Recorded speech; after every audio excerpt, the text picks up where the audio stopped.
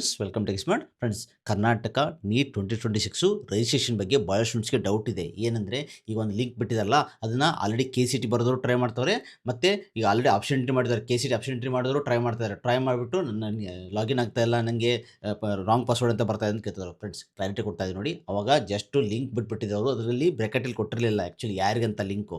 ಅದು ಯಾರಿಗಂದರೆ ಇವಾಗ ಬಿಟ್ಟಿರೋ link presently ನೋಡಿರ್ಬೋದು ನೀವು, ನ್ಯೂ ಯೂಸರ್ಸ್ಗೆ. ಅಂದರೆ ಯಾರು ಕೆ ಸಿ ಟಿನೇ ಬರೆದಿಲ್ಲ, ಕೆ ಸಿ ಟಿ ಅಪ್ಲಿಕೇಶನ್ ಹಾಕಿಲ್ಲ, ಓನ್ಲಿ ನೀಟ್ ಬರೆದಿದ್ದಾರಲ್ಲ ಅವ್ರಿಗೆ ಅದು ನ್ಯೂ ರಿಜಿಸ್ಟ್ರೇಷನ್ ಮಾಡಿಬಿಟ್ಟು ಅವ್ರಿಗೆ user I D password create ಮಾಡಿಬಿಟ್ಟು ಅವರು ಆನ್ಲೈನ್ ಅಪ್ಲಿಕೇಶನ್ ಫಾರ್ಮ್ ಹಾಕಬೇಕು, ಆಮೇಲೆ ಪೇಮೆಂಟ್ ಮಾಡ್ಕೋಬೇಕು, ಆಮೇಲೆ ಡಾಕ್ಯುಮೆಂಟ್ ವೆರಿಫಿಕೇಷನ್ ಆನ್ಲೈನೇ ಇದೆ ಅಂತೆ, ಆಫ್ಲೈನೇ ಬರಬೇಕಾಗಿಲ್ಲ ಅಂತ ಹೇಳಿದ್ದಾರೆ. ಸೊ ಅಲ್ಲೇ ಎಲ್ಲ ವೆರಿಫಿಕೇಷನ್ ಆಗುತ್ತೆ.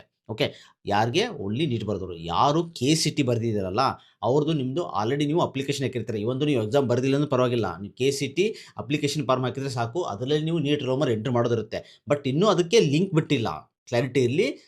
ಯಾರು ಕೆ ಸಿ ಟಿ ಬರೆದಿದ್ದೀರಾ ಅಥವಾ ಆಪ್ಷನ್ ಎಂಟ್ರಿ ಮಾಡಿದ್ದೀರಾ, ಈಗ ನೀಟ್ ಪಾರ್ಟಿಸಿಪೇಟ್ ಮಾಡೋಕೆ ಅಂದ್ಕೊಂಡಿದ್ದೀರಲ್ಲ ಅವ್ರಿಗೆ link, NEET roll number entry ಮಾಡೋಕ್ಕೆ ಲಿಂಕು ಇನ್ನೂ ಬಿಟ್ಟಿಲ್ಲ.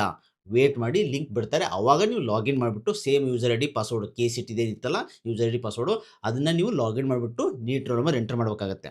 ಓಕೆ, ಸೊ ಇದು ಕ್ಲಾರಿಟಿ. ಇಲ್ಲಿ ಭಾಳ ಸ್ಟೂಡೆಂಟ್ಸ್ ಕನ್ಫ್ಯೂಸ್ ಮಾಡ್ಕೊಡ್ತಾರೆ, ಅದೇ ಹಳೆ ಲಿಂಕೇ ಟ್ರೈ ಮಾಡ್ತಾರೆ. ಇನ್ನೂ ಯಾರು ಕೆ ಸಿ ಟಿ ಬರೆದಿದ್ದಾರಲ್ಲ, ಯಾರು ಕೆ ಸಿ ಟಿ ಅಪ್ಲಿಕೇಶನ್ ಹಾಕಿದಾರಲ್ಲ ಅವ್ರಿಗೆ ನೀಟ್ ರೋಲ್ ನಂಬರ್ ಎಂಟ್ರಿ ಮಾಡೋಕ್ಕೆ ಇನ್ನೂ ಲಿಂಕ್ ಬಿಟ್ಟಿಲ್ಲ.